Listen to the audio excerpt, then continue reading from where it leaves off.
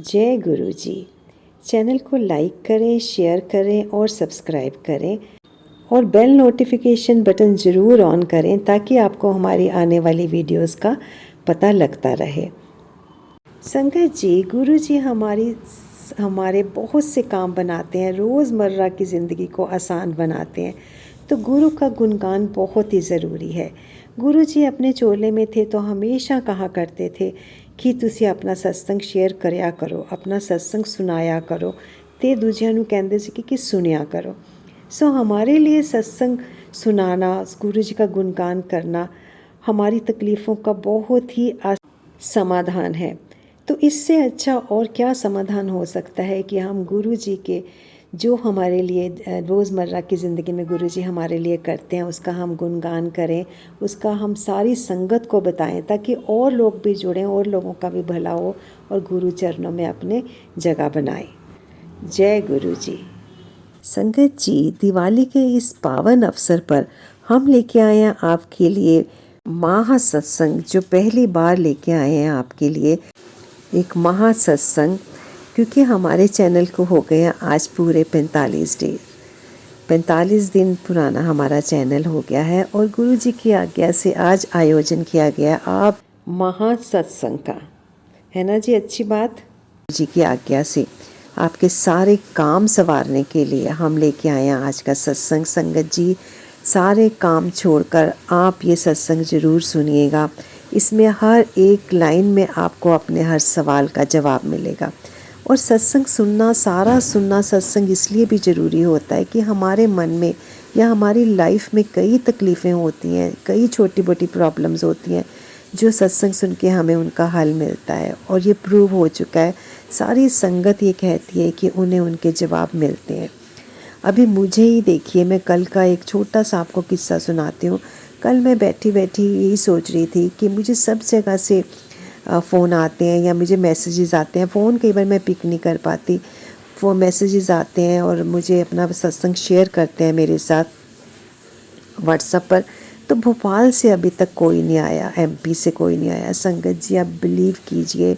जय गुरु जी, शुक्राना गुरु जी। कल शाम को 6 बजे एक आंटी का भोपाल से मुझे फ़ोन आया, कहते मैं मैसेज आपको बाद में करूँगी, वॉइस नोट बाद में भेजूँगी रिकॉर्डिंग करके।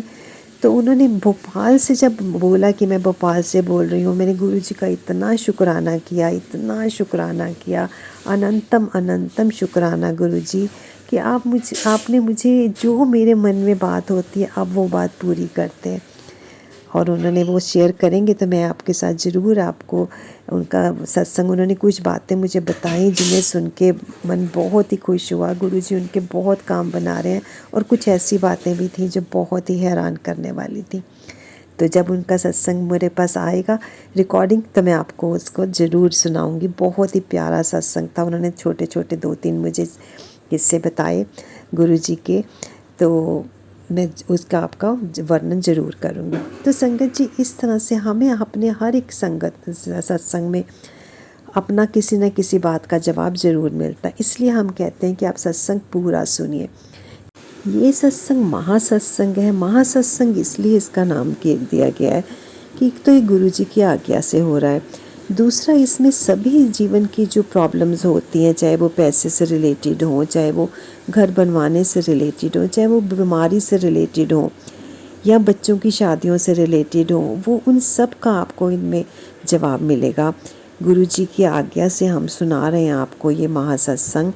और महासत्संग में आज हम छुएंगे एक गुरु जी का बहुत ही अच्छा पहलू। गुरु जी जब अपने चोले में तो हमेशा सारी संगत को ये कहते थे कि शिव पुराण सुनिया करो, शिव पुराण पढ़या करो और सुनाया करो। अब शिव पुराण क्या है जो गुरु जी इतना इंसिस्ट करते थे कि शिव पुराण पढ़ो तो कल्याण होएगा। कोई ना कोई बात तो उसमें होगी जो गुरु जी अपनी सारी संगत को वो देना चाहते थे। तो आज हम ये देखेंगे कि शिव पुराण आखिर है क्या और उसमें क्या है ऐसा। हम शिव पुराण नहीं आपको पढ़ के सुनाएंगे, वो आप कमेंट बॉक्स में बताइएगा जब भी आप कितने लोग शिव पुराण का पाठ इसके ऊपर सुनना चाहते हैं, तो हम वो भी शुरू करेंगे। एक पर्टिकुलर डे रखेंगे उसके लिए।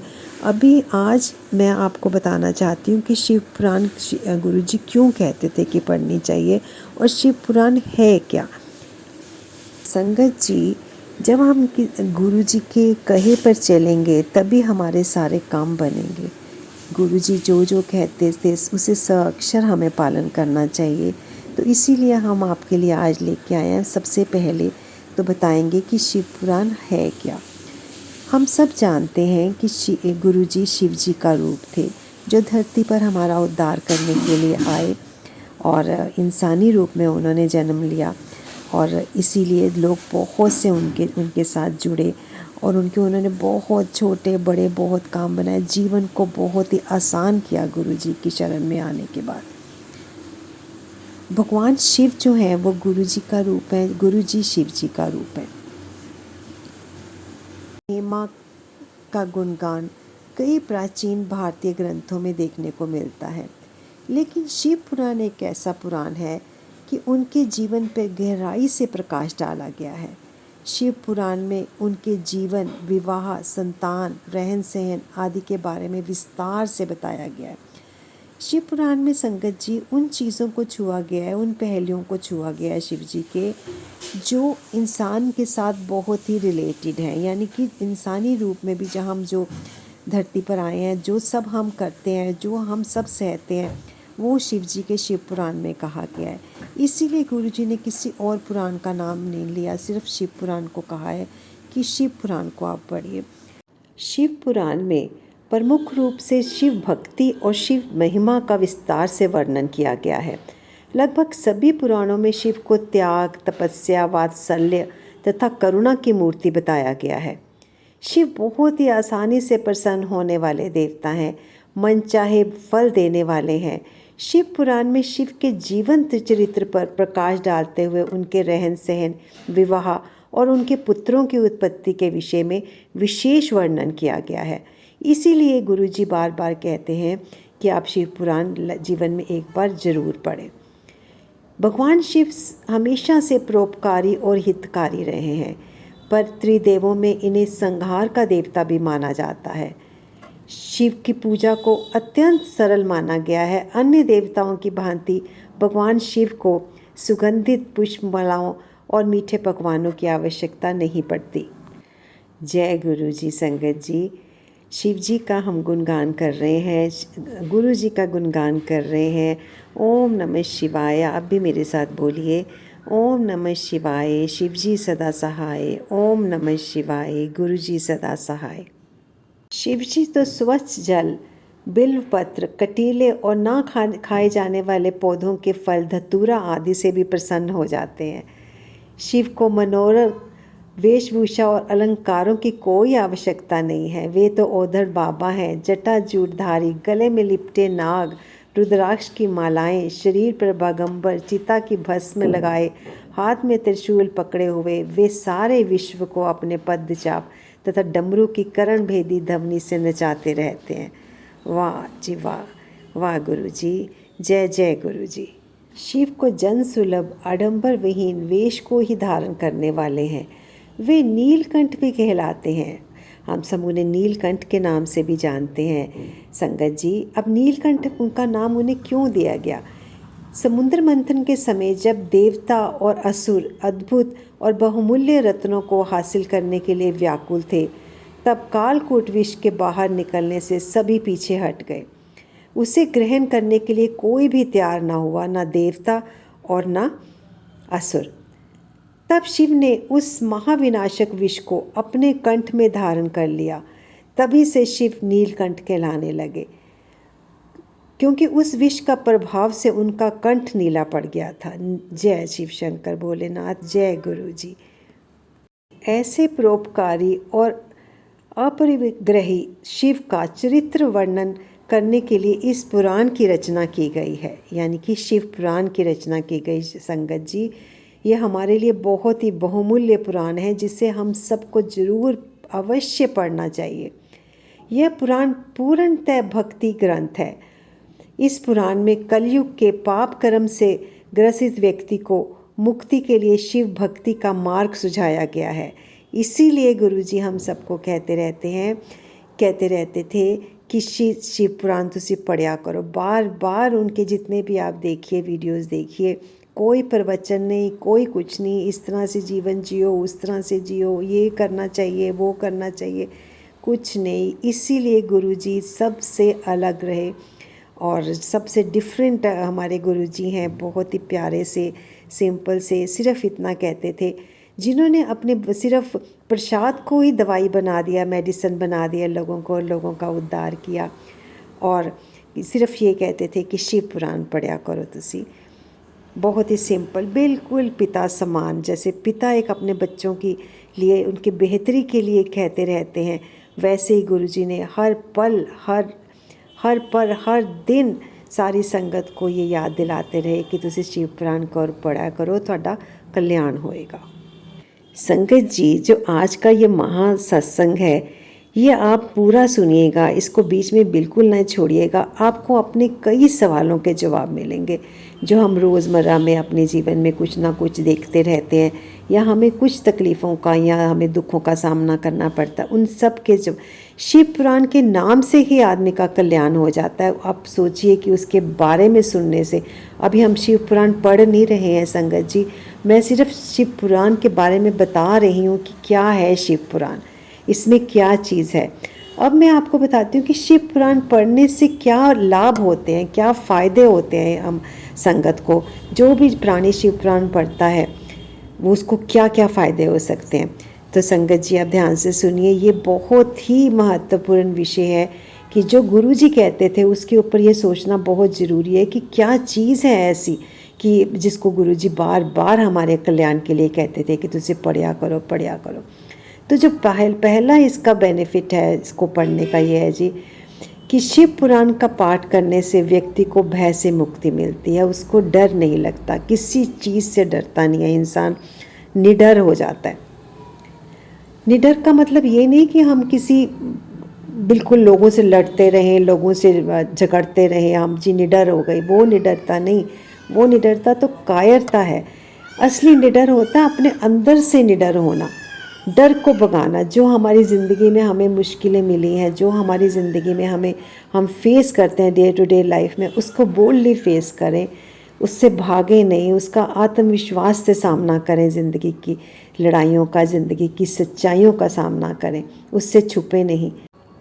एक शेर बोल के इसका वर्णन करते हैं, परेशान है जो जीवन की सच्चाइयों से, गमज़दा है जो अपनों की रुसवाइयों से, खौफ ज़दा है जो अपनी ही तन्हाइयों से, सलाखों से देख कुदरत के नज़ारे फ़लक को, सलाखों से देख कुदरत के नज़ारे फ़लक को।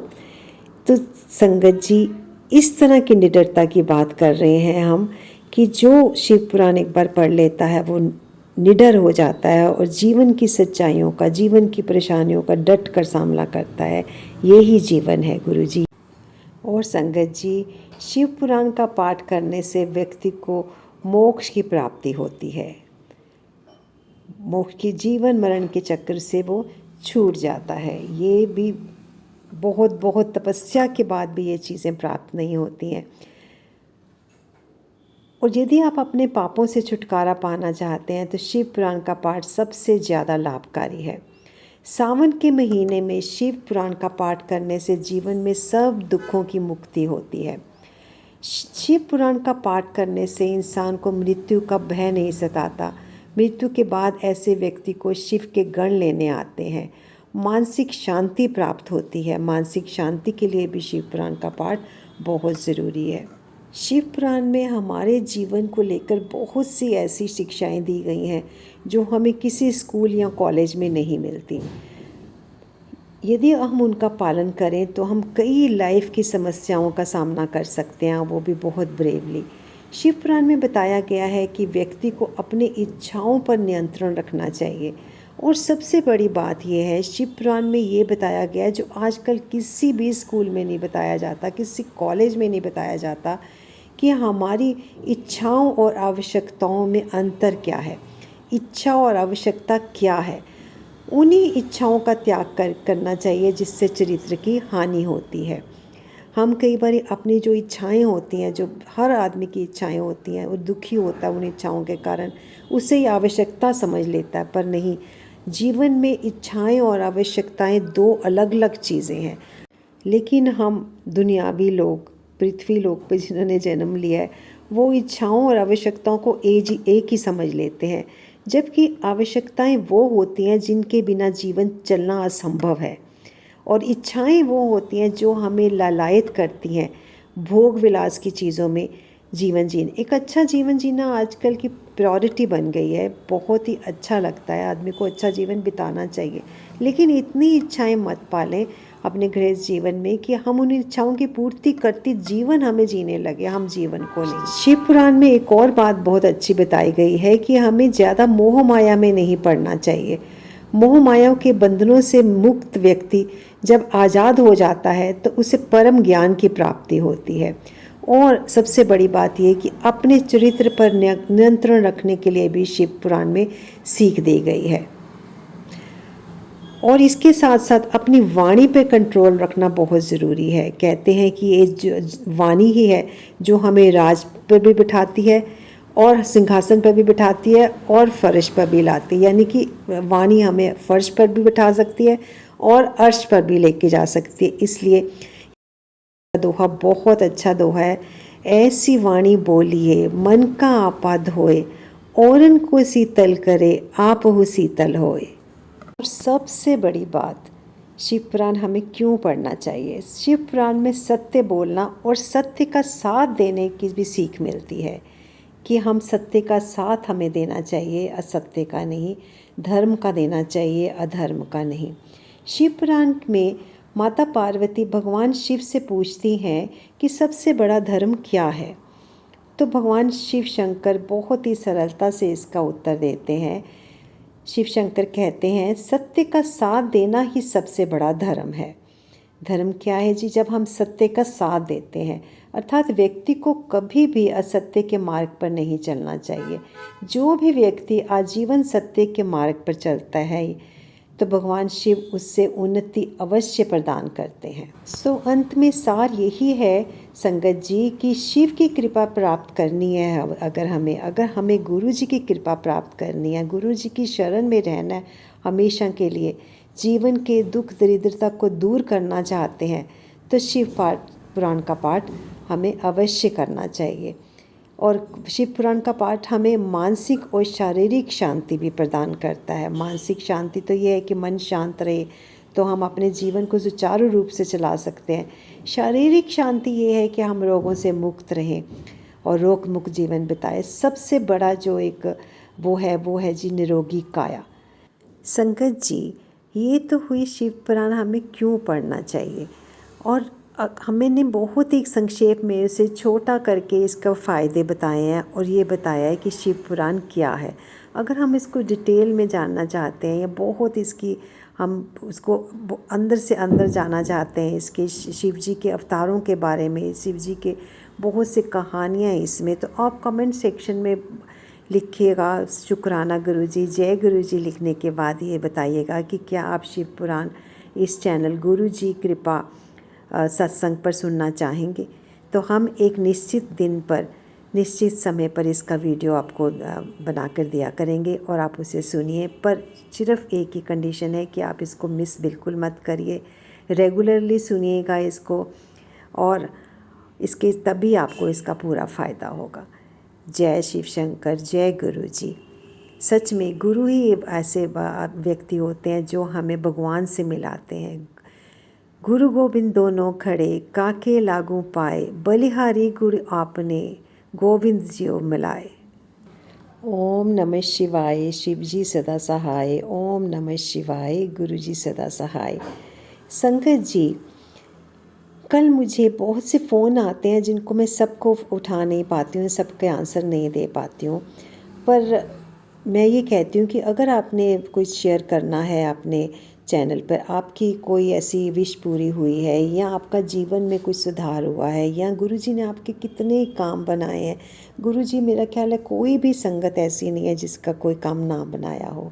हमारे गुरुजी हर किसी के जीवन को संपूर्ण बनाने की कोशिश करते हैं। जय गुरुजी, शुक्राना गुरुजी। संगत जी, कितना बड़ा संयोग होता है कि जिन जिन वीडियोस पे मैंने, जिन जिन विषयों पे मैंने या अपने जो मैंने अपने वो बताए हैं सत्संग, आपने भी सुने होंगे। एक पकौड़ों वाला सत्संग कि मैंने एक पकौड़े बनाए, मैंने भी वो जूठा कर दिया तो मैंने दोबारा बनाए। तो इसी तरह से कल भी किसी ने मेरे से पूछा कि हमने इस तरह से बनाए, मैंने बोला। तो सेम सेम ये सब चीज़ें संयोग मात्र नहीं हो सकती, ये सब गुरु जी की महिमा है। मैंने सांपों के ऊपर वीडियो बनाया, उन्होंने नहीं देखा था। सांपों के कनेक्शन या शिव जी को मैं बहुत मानती हूँ, आप भी अगर सुनना चाहें तो वो वाला मेरा सत्संग सुन सकते हैं, जिसमें सांप जब जहाँ पर भी मैं रहती थी मेरे आसपास रहते थे, पर मुझे बिल्कुल पता नहीं चलता था। मेरे पास बैठे होते थे नाग देवता या सांप, मेरे पैरों के ऊपर से कितनी बार निकल के गए हमारे गार्डन में से। और जब माली होते थे वो भी हैरान रह जाते थे, कहते हमें तो ये ऐसे ही काट लेते हैं, हम कुछ ना भी बोलें और आपके पैर के ऊपर से चला गया। जय शिव शंकर, जय गुरु जी। कहते हैं कि सपनों में सांप दिखाई देना बहुत ही शुभ माना जाता है, खजाना मिलता है या कुछ इस तरह की पैसा मिलता है।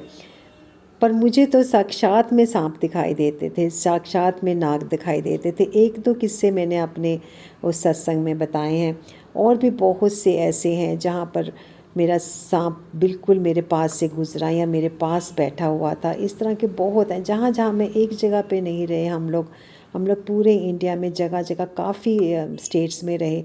और ये मात्र संयोग नहीं हो सकता कि सांप मेरे सामने आए और किसी को नहीं दिखे और मेरे को दिखता था। बिल्कुल पैरों के पास से निकलता, ऊपर से निकल जाना, तो कमरे में बैठा रहना मेरे पास। इस तरह के संयोग मात्र क्या इसको कह सकते हैं, ये हम ईश्वर पे छोड़ते हैं। और जब से मैं गुरु जी के चरणों में आई हूँ 4-5 साल से, मुझे कोई सांप दिखाई नहीं देता। मन एकदम शांत, एकदम आत्मा जैसे शांत हो गई होती है बिल्कुल। जय गुरु जी। और एक बात मैं अपनी वीडियोस में और भी कहती हूँ, मैंने अपने घुटनों का एक सत्संग शेयर किया था कि मैं डुगरी गई और मेरे ऊपर से नीचे उतरी, भगवान के दर्शन करके, गुरु जी के दर्शन करके, स्वरूप के दर्शन करके, और नीचे आते आते मेरा 60% तक मेरा घुटना बिल्कुल ठीक था। और अब तक ठीक है, 1 साल से भी ज़्यादा हो गया इस चीज़ को, मेरा घुटना बिल्कुल परफेक्ट है। संगत जी, जय गुरु जी, शुक्राना गुरु जी। सिर्फ़ एक बात हमें करनी होती है कि सिर्फ़ मानना होता है, उस आस्था में अपना मन लगाना होता है, मांगना नहीं होता हमें कुछ भी। पर फिर भी हम इंसान हैं, मैं भी मांगती हूँ, पर मानना बहुत ज़्यादा ज़रूरी होता है। अब मानो उस चीज़ को। इसके ऊपर एक छोटी सी कहानी है, वो मैं आपको सुनाना चाहूँगी। संगत जी, पूरा सत्संग देखिए, आपको आपके बहुत से सवालों के जवाब मिलेंगे। तो एक गांव के लोग बहुत ही धर्मात्मा किस्म के थे, बहुत पूजा पाठ करते, बहुत भगवान के करीब अपने आप को समझते थे कि हम लोग बहुत ही पूजा पाठ करते हैं, मंदिरों में भी, कहीं पर भी। वहाँ पर एक बार एक संत आए, उन्होंने काफ़ी दिन तक अपना गांव में डेरा जमाए रखा और रोज़ प्रवचन देते, रोज़ अपना सब कुछ करते, लोगों को बताते कि कैसा जीवन जीना चाहिए, किस तरह तुम्हारा आचार विचार, किस तरह तुम्हें अपनी जीवन शैली रखनी चाहिए भगवान को प्राप्ति के लिए, किस तरह के नियम सारे उन्होंने बहुत सारे बताए कि भगवान को खुश करने की ऐसा सुबह उठना चाहिए, उठ के हाथ मुँह धोना चाहिए, नहा धोकर भगवान के मंदिर जाना चाहिए, फूल पुष्प अच्छे अच्छे पकवान भगवान को अर्पित करने चाहिए तो भगवान प्रसन्न होते हैं, और भजन कीर्तन करना चाहिए। और उसी गांव में एक नदी थी, नदी के उस पार 3 लोग रहते थे। वो उनका इंटरेक्शन गांव के लोगों से बिल्कुल नहीं था, वो काफ़ी सालों से वहीं रह रहे थे। जब यंग होंगे, पता नहीं कहाँ से आए थे वो 3, उनको कुछ नहीं पता था, ना वो बोलना जानते थे ना वो कुछ करना जानते थे। सिर्फ ऊपर भगवान की तरफ हाथ उठा के बस ऐसे देखते थे और हाथ नीचे कर लेते थे, फल फूल पत्ते जो भी थे जो खाते रहते थे। तो संत जी जो थे, गांव वालों ने उन्हें बताया, जो संत आए हुए थे, बड़े नामी विज्ञानी संत थे, उनको बताया कि हमारा तो उद्धार आप कर ही रहे हैं प्रभु, उन 3 लोगों का भी उद्धार कीजिए जो नदी के उस पार रहते हैं। सारा गांव के ने भी यही कहा कि हाँ जी, उनका उद्धार कीजिए, हम उनका उद्धार चाहते हैं, उन्हें भी इस भगवान के साथ जोड़ें। जैसे कि आपने हमें इतनी चीज़ें बताई हैं, हम रोज़मर्रा में कितना भगवान का पाठ पूजा करते हैं, है ना। और भजन कीर्तन करते हैं भगवान का। दिन रात हमारे मंदिरों में शंख गूंजते हैं, घंटियाँ बजती हैं, कितने यज्ञ होते हैं, कितना कुछ होता है। तो उनको भी हम चाहते हैं कि इसमें लाएं और उनका भी उद्धार हो, उनको भी मोक्ष की प्राप्ति हो। तो संगत जी, सारा गांव उन लोगों को लेने के लिए चल पड़ा। पहले तो 2-3 आदमी गए उनको लेने के लिए। वो आदमियों को, गांव वाले लोगों को देख के, गांव वासियों को देख के और भी अपने वो छुप जाते, कभी पेड़ के पीछे और भी घने जंगल में जाते जाते वो 2-3 आदमी वापस आ जाए। फिर गांव वालों ने सोचा कि हम लोग इकट्ठे होके जाते हैं, शायद वो ना हमें 2-3 आदमियों को से बात नहीं कर रहे हैं, हमसे करेंगे। वो तब भी नहीं आए। बहुत सी नावों में भर भर के गांव वाले गए उन्हें। वो तो गांव वालों का भी कहना बिल्कुल ठीक था, वो उनका उद्धार चाहते थे। अच्छे लोग थे गांव वाले और बहुत ही पूजा पाठ में विश्वास करने वाले, धर्म में आस्था रखने वाले लोग थे। तो वो उनकी अच्छाई चाहते थे कि भी उनका भी कुछ भला हो जाए। फिर संत जी कहते कि चलिए मैं चलता हूँ, मैं जाके उन्हें समझाता हूँ कि आओ इधर पूजा पाठ करो, हमारे साथ उठो बैठो, कुछ सीखो, है ना। भगवान का कैसे नाम लेना है, कैसे नाम जपना है उसका, ये सब चीज़ें हम उनको बताएंगे। इस तरह से कितने दिन बीत गए। संत जी अपनी पूजा करते रहे, सोचते रहे कि कब संत जी जाएंगे। एक दिन संत जी भी चले गए, नाव में बैठे, पीछे पीछे 8-10 नाव उनके साथ गई कि भी हम उनको लेके आएंगे। जैसे ही संत जी ने दूसरे किनारे पर कदम रखा तो वो तीनों जो वो वहाँ पर रह रहे थे आदमी, बिल्कुल उन्हें किसी बात की कोई भाषा नहीं आती थी, कोई कुछ नहीं। उन्होंने आसमान की तरफ देखा और बस हाथ अपने नीचे कर लिए, आंखें ऊपर करते, हाथ ऊपर करते और नीचे कर लेते। संत जी ने उन्हें बहुत कुछ समझाया पर वो आगे आगे भागते जाएं, कहीं छुप जाएं हुए ऐसे। वहाँ पर संत जी ने 2 दिन तक अपना डेरा जमाए रखा। उनकी सारी संगत भी उनके साथ थी, खाना पीना बनाना सब कुछ वहाँ पर। उन्होंने उन्हें खाने के लिए भी बहुत कुछ देना पर वो कुछ नहीं खाते थे, सिर्फ फल फूल खाते और ऊपर देखते, हाथ ऊपर करते अपने दोनों और दोनों हाथ नीचे कर लेते। थक हार के अपने 2-3 दिन के स्टे के बाद सब जो गांव वाले थे, संत जी वापस जाने का अपना मन बनाया। कहते अब इनको भगवान ही देखेगा, ईश्वर ही इनको देख सकते हैं, ये लोग नहीं सुधरने वाले, इनका जीवन इसी तरह से नरक में ही जाएगा, ये लोग क्या समझेंगे, इनको इन्हीं के हाथ पे हमें छोड़ देना चाहिए। कि जब इन्हें बस सद्बुद्धि नहीं है कहीं पर कि भगवान का नाम कैसे लेना है, हम लेने भी आए हैं, यहाँ पर भजन कीर्तन भी किया है, फिर भी इनका मन उधर नहीं आया, ये जंगली के जंगली ही रहेंगे, इनका कुछ नहीं हो सकता। जी वो वापस अपनी नाव में बैठ के वापस आ गए अपने गांव, अपने दूसरे छोर पर आ गए या दूसरे किनारे, यानी कि अपने गांव में वापस आ गए। बहुत सारे लोग थे, 100 से भी ज़्यादा थे। जैसे ही वो अपने किनारे पे पहुँचे तो उन्होंने देखा कि वो 3 लोग दूसरे छोर पे खड़े हुए हैं नदी के पास। तो उन्होंने उन्हें फिर बुलाना शुरू किया इशारे कर कर के कि भी आ जाओ, हम इधर आओ, हम आपको कुछ सिखाएंगे, कुछ सीखो, अच्छा जीवन बिताओ, कैसे भगवान की पूजा करनी है ये सीखो, मंदिर क्या होता है, भगवान क्या होता है, तुम तो जंगली के जंगली ही रहोगे। तो अचानक से वो क्या देखते हैं कि वो लोग तीनों ने पानी में अपने पैर रख लिए। वालों ने ज़ोर ज़ोर से चिल्लाना शुरू कर दिया, डूब जाओगे, डूब जाओगे, डूब जाओगे, मत मरो। पीछे से कोई गांव वाले बोले कि इनको बिल्कुल भी अक्ल नहीं है, इन्हें पता ही नहीं धरती क्या है, पानी क्या है, जल क्या होता है, धरती क्या होती है, थल क्या होता है। पानी पे देखो इन्होंने डूब जाएंगे, इनको तो तैरना भी नहीं आता। फिर अचानक से देखते हैं कि एक जो तीनों आदमी थे वो पानी के ऊपर चल रहे हैं। जय गुरु जी, जय जय शिव शंकर भोलेनाथ। पानी के ऊपर चल रहे हैं, जो पानी था वो ही इतना उनके लिए फर्श बन गया और तीनों उसके ऊपर आराम से चल के आ रहे हैं। और तीनों उन गांव वालों की आंखें फटी की फटी रह गईं। वो कहते ये क्या चमत्कार है, ये कैसा हो गया, ये तो पानी में डूबे ही नहीं। उन्होंने सारी रिवर काफ़ी चौड़ी थी तो उन्होंने गांव वाले ने उन्होंने बोला कि हम नाव भेजते हैं, पर जहाँ जहाँ वो चल रहे थे जैसे ही अगला कदम रखते पानी ठोस हो जाता और उनके लिए फर्श बन जाता। ऐसे करके तीनों लोगों ने अपना रास्ता पार किया और दूसरे छोर पर पहुँच गए। पत्तों के उन्होंने कपड़े पहने हुए थे। सारा गांव उनके पैरों में आके गिर गया। जय गुरु जी, जय शिव शंकर भोलेनाथ। सारा गांव उनके कदमों में गिर गया, जो संत थे वो भी उनके कदमों में गिर गए। कहते मैं क्या दुनिया को सिखा रहा हूँ, मैं तो सिर्फ उनको बोलना सिखा रहा हूँ, भजन कीर्तन कर रहा हूँ। असली गुरु तो आप हैं जिन्होंने भगवान को पाया हुआ है। आप सिर्फ भगवान को देखते हैं, आपको उसकी आस्था में, उसके होने पर यकीन है कि भगवान है। और हम सिर्फ बोल के अपना मन वो करते हैं कि भगवान है, हम उनको मानते हैं पर हम उनको विश्वास नहीं करते कि भगवान है। हम इसकी कोशिश में भजन कीर्तन करते रहते हैं। दुनिया को मैं इतने प्रवचन देता हूँ, इतनी कथाएं सुनाता हूँ, इतनी कहानियाँ सुनाता हूँ भगवान के होने की, पर मैं अंदर से मानता नहीं हूँ। आप लोग मानते हैं, आप लोगों को विश्वास है पूरा कि भगवान है। और देखिए भगवान ने आपके लिए जल को भी थल में बदल दिया, आपके पैरों के नीचे ज़मीन कर दी।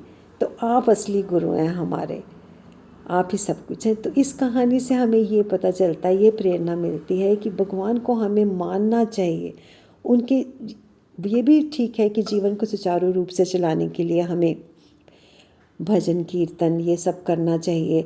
भगवान की आस्था धीरे धीरे ही मन लगता है, सुननी चाहिए, हमें गुरुओं को शरण में जाना चाहिए। पर जो उन्होंने पाया, उन्होंने तो बिना किसी के सिर्फ भगवान के नाम पे ऊपर हाथ उठाए। उनको पूरा यकीन था कि ऊपर भगवान है, तो भगवान ने उनके लिए चमत्कार कर दिए। जय गुरु जी, जय शिव शंकर भोलेनाथ। तो इस तरह से हमें भगवान की भक्ति करनी चाहिए, कुछ ना कह के भी सब कुछ मिल जाता है संगत जी। तो हमारे गुरु भी हमारी नैया पार करेंगे, हमें उनमें आस्था होनी चाहिए, उनमें पूरा हमें होना, चाहे हम किसी सत्संग में जाएं चाहे ना जाएं, हमें उनके ऊपर पूरा विश्वास होना चाहिए कि वो हैं। जब हम पूरा टोटल सरेंडर करेंगे उनके आगे, टोटल सरेंडर करेंगे, आत्मसमर्पण कर देंगे उनके आगे, तो गुरु जी अपने आप ही हमारे काम बनाएंगे, हमारे जीवन को आसान बनाएंगे। आप यकीन करिए संगत जी, जब मैं डुगरी गई तो मैंने ऊपर जाके स्पीचलेस हो गई बिल्कुल। जब हम गुरु जी के स्वरूप के आगे जाते हैं, इस तरह का माहौल होता है, इतना सुकून देने वाला, इतना पावन, इतना हमारी जो दिलो दिमाग है इतना शांत हो जाता है कि हमारे मुंह से शब्द ही नहीं निकलते। हम शब्द बोल ही नहीं पाते हैं कि हमें ये चाहिए, हमें वो चाहिए। बिल्कुल हम एक टक उनके वहाँ के जो वातावरण के साथ आत्मलीन हो जाते हैं, हमारा सारी अपनी चेतना खो बैठते हैं। तो मैंने गई तो मैं घुटनों के लिए थी, सिर्फ नमस्कार करके। मैं कर्पूर गौरम मंत्र जो है बहुत बोलती रहती हूँ, वो वाला मंत्र। मैंने इतनी कोशिश की वो वाला मंत्र वहाँ पर बोलने की, मैं नहीं बोल पाई। कर्पूर गौरम करुणावतारम संसार सारम भुजगेंद्रहारम सदा वसंतम हृदयारविंदे भवम भवानी सहितं नमामि, भवम भवानी सहितं नमामि। ये मंत्र मैं दिन में कितनी बार बोलती हूँ, पर जब मैं उनके सामने स्वरूप के सामने गई, उनके दरबार में डुगरी, तो मैं कुछ भी बोल नहीं पाई। मुझे भूल ही गया मंत्र, कर्पूर गौरम के आगे मेरे को कोई वर्ड ही याद ना आए। जब मैं बाहर आई तो सब कुछ याद आ गया। पर गुरु जी ने मेरी आस्था पर पूरा अपना वो लगाया और मेरा घुटना बिल्कुल ठीक कर दिया। जय गुरु जी, शुक्राना गुरु जी, लख लख शुक्राना ਤੁਹਾਡਾ। तो संगत जी सारी बात विश्वास की है। मैं चंडीगढ़ में रेड बिशप में पूर्णमासी का सत्संग होता है, वहाँ पर जाने की कोशिश करती हूँ हर महीने, और कई बार मुझसे जाया जाता है, कई बार नहीं। कई बार रेगुलर भी 2-3 महीने चले जाते हैं, और 6 से 9 बजे तक होता है। वहाँ पर मैंने एक बार सुना कि कोई अपना सत्संग सुना रहे थे, कोई आंटी, कि उनका बेटे को बहुत ज़बरदस्त फीवर था, 4-5 फीवर था, और सारे टेस्ट वगैरह भी नॉर्मल आ रहे थे। पता ही नहीं चल रहा था कि क्या हो रहा है, डॉक्टर्स भी हार गए कि क्या हुआ है। अचानक आंटी, वो वाली आंटी कहते कि मुझे ध्यान आया कि मैं अपने बच्चे को जल प्रसाद दूँ जो मैंने मंदिर में रखा हुआ है। जल प्रसाद के कहते मैंने एक एक चम्मच उसे सुबह दोपहर शाम में पिलाती रही। अब ये सारी आस्था ही है, अब हमारे विश्वास है उनके गुरुजी के ऊपर। जो जल प्रसाद जो है उनके उसके लिए मेडिसिन बन गया। जल प्रसाद का उन्होंने 1 चम्मच सुबह, 1 चम्मच दोपहर को, 1 चम्मच शाम को 3-4 बार दिया, तो बेटे का फीवर उतरना शुरू हो गया। कहते कि 2 दिन में मेरा बेटा अपने पैरों पे खड़ा हो गया, जो कि हम 10 दिन से उसके लिए डॉक्टरों के पास चक्कर लगा रहे थे।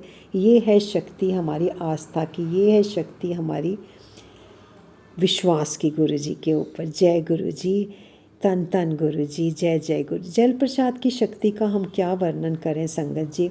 जल प्रसाद तो एक तरह से संपूर्ण मेडिसिन है। अगर हम उसको पूरे विश्वास के साथ ग्रहण करते हैं तो बड़ी सी बड़ी बीमारियां भी उसके सामने अपने घुटने टेक देती हैं। जल प्रसाद में इतनी शक्ति है। और जल प्रसाद की अगर बॉटल आपकी ख़त्म भी हो गई है, उसके बीच में आधा चम्मच या 1 चम्मच भी पानी बचा हुआ है, तो संगत जी आप उसमें थोड़ा सा उस बॉटल को पूरा भर लीजिए नॉर्मल वाटर से, तो वो जल प्रसाद बन जाएगा। ऐसे ही जब मैं एक बार बड़े मंदिर गई तो मैंने जल प्रसाद वहाँ पर सिर्फ अब 1-1 बॉटल ही मिलता, 2-2 बॉटल, दूसरी बॉटल नहीं मिलती। तो मैं बहुत परेशान की। मैंने 1 बॉटल की तो आधी पी ली। अब आधी बॉटल तो मैं बच्चों के लिए अपने क्या लेके जाऊँ घर में, है ना। बच्चों के लिए होना बहुत ज़रूरी। जल प्रसाद मैं अपने घर में ज़रूर रखती हूँ। जय गुरु जी।